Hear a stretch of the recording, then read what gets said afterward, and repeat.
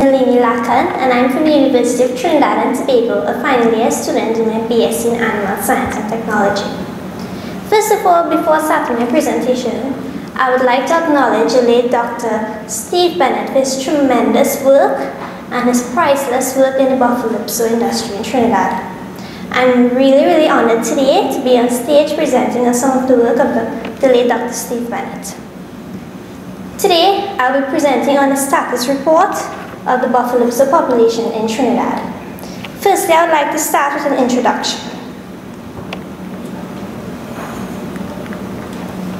The buffalo bubalus is a resource of Trinidad and Tobago developed by the late Dr. Steve Bennett over a 25-year period using 5 different water buffalo breeds, namely the Mura, the Nilai, the Jafarabadi, the Badwari, and the Surti.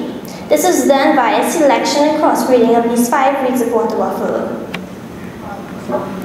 The traits of the buffalo is mainly great potential for high quality meat production with moderate marlin and also milk production, where we can produce products such as cheese, mozzarella, yogurt. The milk produced by the buffalo has a very high butterfat content. Another product of the buffalo is also leather production. The animal buffalo can subsist on natural herbage, is extremely hardy and disease resistant. Even blood-sucking bats seem to be reluctant to suck them. As we all know, rabies is a fast-growing issue in Trinidad currently. The buffalo also survives well on natural forage and byproducts, and has a high body weight gain as compared to Holstein calves. Now we look at the features of the buffalo. The buffalo has a broad loin and rectangular rump structure to ensure for maximum meat production. It also has horns with small tight curls for ease of handling. This may be inherited from the Badwari breed, and also a very straight upline which may be inherited from the Surti breed of water buffalo. In past years of surveys carried out, it has revealed a declining trend in buffalo numbers from 4,733 in 1986 and 2,024 in 2004, FAO 2006. Our main objectives of our survey was to quantify the population of water buffalo numbers currently inhabiting Trinidad, also to highlight from the buffalo farmers their constraints to production, compare the present water buffalo population to past survey, and finally to show the distribution of the physiological stages of this buffalo. Our materials and methods. Firstly, we did a preliminary survey in the year 2010 to determine the constraints by private farmers in the industry. Secondly, a larger survey was carried out in the year 2012 to identify the physiological states of all these farms. The farms included private and government facilities. The 3 government facilities that we surveyed were Mora Valley, UTT, and SFC, and a Report Livestock Station. The survey for private farmers included the size of herd, the acreage allotted for grazing, the purpose of rearing their animals, awareness of any assistance provided for the extension units, constraints of the buffalo industry, and also their willingness to expand their herd if human resources and technical resources were given to them. We will now start with our 2010 statistics of the buffalo population, where we surveyed 21 of the 36 private farmers in Trinidad, a total of 148. In this pie chart, we can see here the physiological states of the population of private farms. The majority of the population is a young male distribution. As we all know, males in a farm is usually needed for meat production and also for semen collection. On this bar graph, you can see the purpose of production of these 21 farmers, private farmers. The main purpose of production was for meat and the least being milk production. Here, one of our major objectives we looked at was the constraints faced by farmers. The major constraint seen on this donut chart is labor.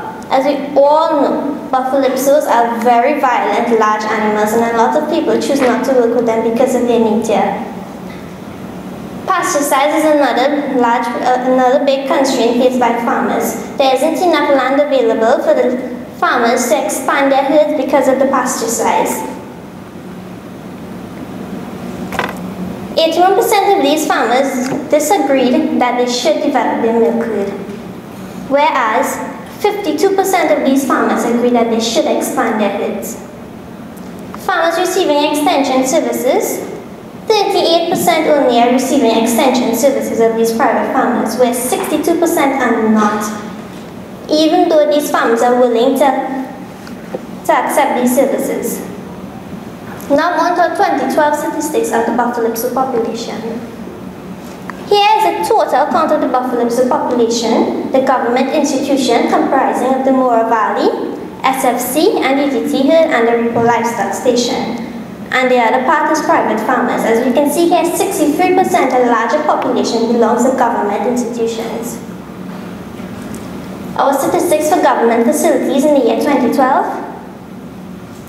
In this bar graph, we can clearly see the physiological state of the population of the 3 government facilities. Here we can see that Mora Valley has the largest population of buffalo in government facilities, UTT and SFC having the least.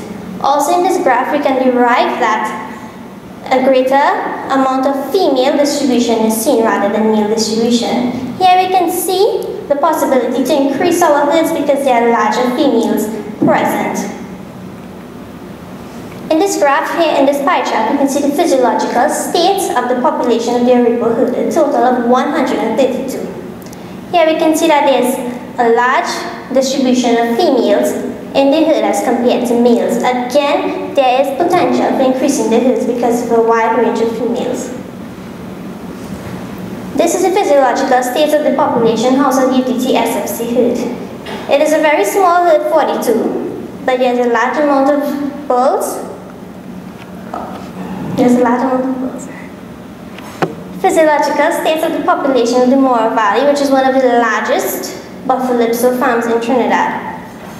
It has a total of 841, and as we can clearly see here, a large distribution is towards the female population of the herd. Again, you can see that there is potential to increase the herd because of the large amount of females, and Mora Valley is a very large farm. So there is space to accommodate a larger herd. Now on to the private-owned facilities for the year 2012.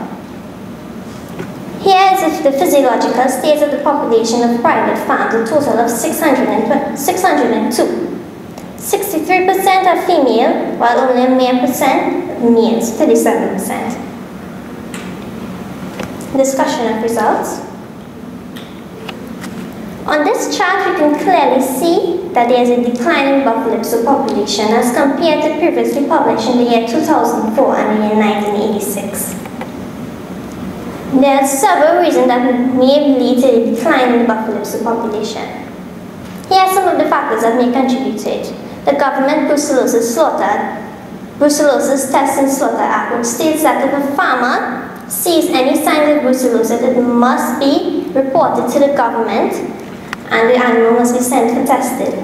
If this animal is proven positive, it has to be sent to the sugarcane feed center, where it has to be slaughtered, which is the only region in Trinidad where animals tested for diseases can be slaughtered.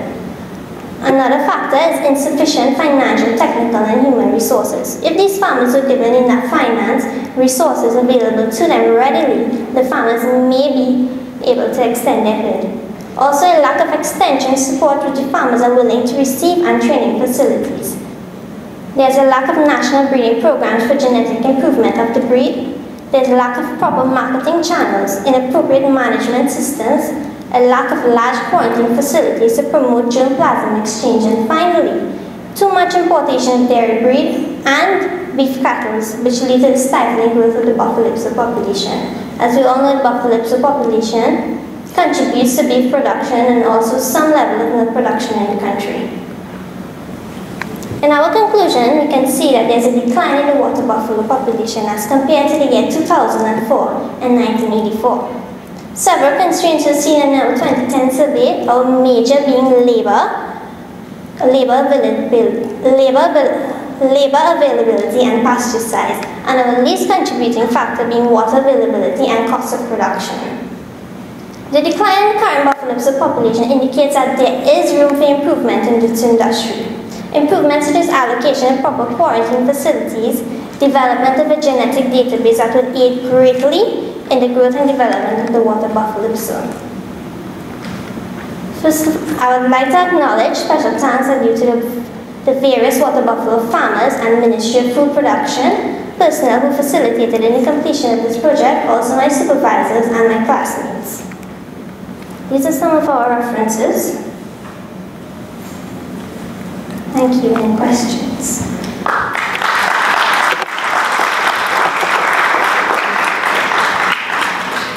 First of all, I'd just like to get the other group members to come on stage for if there are any questions to answer.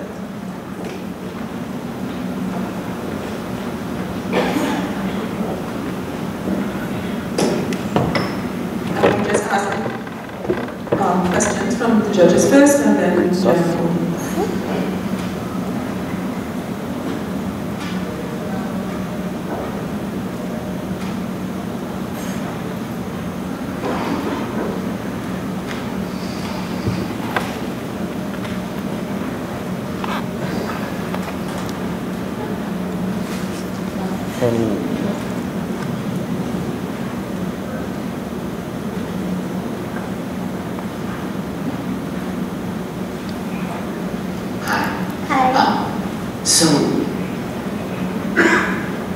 is there a greater advantage to having Buffalo compared to some of the other breeds on the island?